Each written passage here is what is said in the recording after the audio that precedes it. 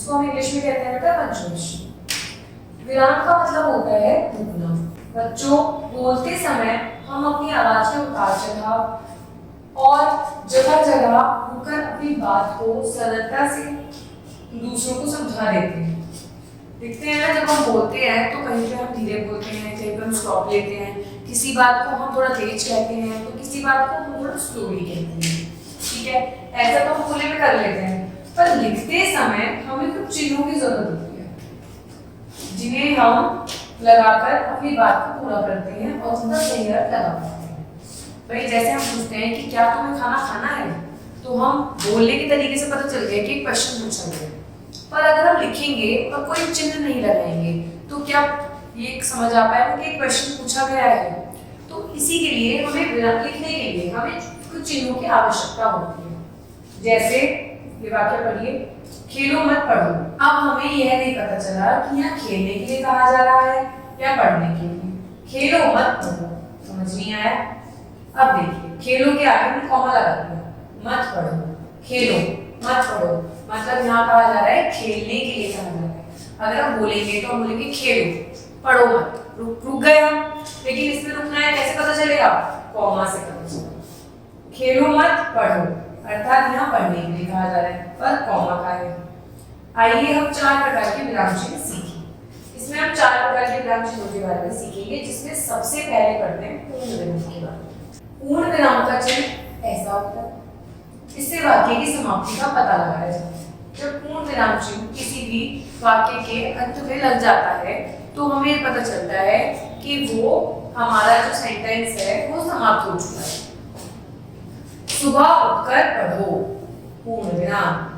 हमें समय पर पढ़ाई करनी चाहिए, पूर्ण विराम। इससे हमें क्या पता चल रहा है कि हमारा जो सेंटेंस है, हमारा जो वाक्य है वो समाप्त हो चुका है। हमें समय पर पढ़ाई करनी चाहिए, पूर्ण विराम। तो इससे हमें क्या पता चल रहा है कि हमारा वाक्य समाप्त हो चुका है। अल्प विराम। अल्प विराम का अर्थ है थोड़ी देर के लिए रुकना। इसका प्रयोग समझिए, मैं, तुम और कान्हा खेलने पार्क में जाएंगे। तो मैं के बाद क्या हुआ? थोड़ा सा स्टॉप लगा। बगीचे में पीले, लाल, नीले फूल लगे हैं। तो इसका मतलब हमने हर फूलों के रंग के बारे में बताया है, तो इसलिए हमने क्या करा है? हर रंग के बाद हमने कॉमा लगाया है। अब हम पढ़ते हैं प्रश्नवाचक चिन्ह के बारे में। यह चिन्ह कैसा होता है बेटा? क्वेश्चन मार्क वाला होता है। यह चिन्ह प्रश्न पूछने के लिए प्रयोग किया जाता है और वाक्य की समाप्ति पर लगाया जाता है। जैसे, क्या तुमने खाना खा लिया? तुम खेलने कब जाओगे? तो क्या लगा इनके पीछे? क्वेश्चन मार्क लगा। ये बता रहा है कि प्रश्न पूछा गया है। अब हम पढ़ेंगे विस्मय, विस्मयादि बोधक चिन्ह के बारे में। दुख, आश्चर्य और खुशी आदि भावों को प्रकट करने या व्यक्त करने के लिए इन चिन्हों का प्रयोग किया जाता है।